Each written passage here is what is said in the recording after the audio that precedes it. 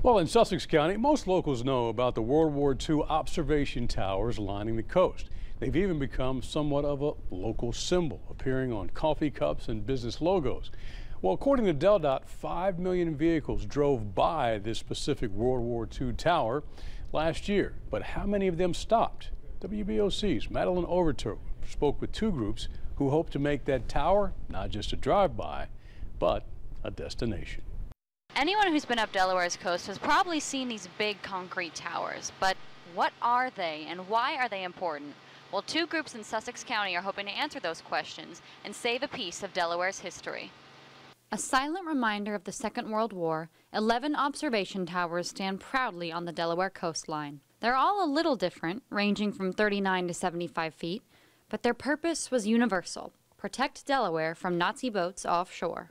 Today, there's a new purpose: preservation. Ernie Felici is the chair of the Delaware Seashore Preservation Foundation. 7 years ago, his group got involved after they finished fixing the Indian River Life-Saving Station. So we looked down the road and we saw the tower, and in conversation with Gary's group, Fort Miles Historical Association and State Parks, we decided to take upon ourselves this undertaking of restoring the tower. That restoration will include lighting the tower, an informational pavilion, and a spiral staircase that can take people to the top, much like the one in Tower 7 in Cape Henlopen State Park, currently the only tower that's open to the public. Somewhat astoundingly, there's very little to do to restore the tower itself, and that's due to the material it was made with by a fluke. Gary Ray is the president of the Fort Miles Historical Association. They ran out of steel. Steel was in short supply in 41, 42. And the general in Philly told the commandant of Camp Henlopen to get him up, and he didn't care how he did it. So they used concrete, a material that's kept the towers up for 50 years past their original expiration date. So what was life like in those towers?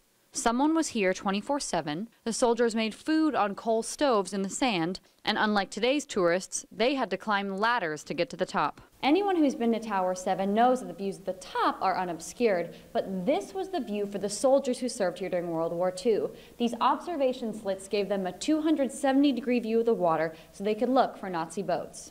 Boats off a coast that Felici says may not have existed as we know it today. If it wasn't for the people that maintained these towers and operated and protected our shores, the families wouldn't be here and have the opportunity to enjoy the beach. Felici and Ray say they've spent thousands of hours fundraising, and there's much more to do to reach their $2 million goal. But they say it's not about a price tag.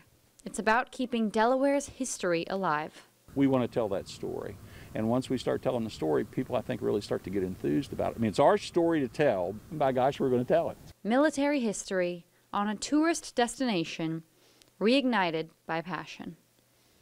The group say construction is still years away, but in the meantime, they'll continue to fundraise and do everything they can to save the tower. Reporting in Sussex County and Chopper 16, I'm Madeline Overture, WBOC News in Delmarva. If you'd like to learn more about the origins of Veterans Day in the United States, we've got a history page on our website at WBOC.com. You'll find the web extra tonight under the News drop-down tab.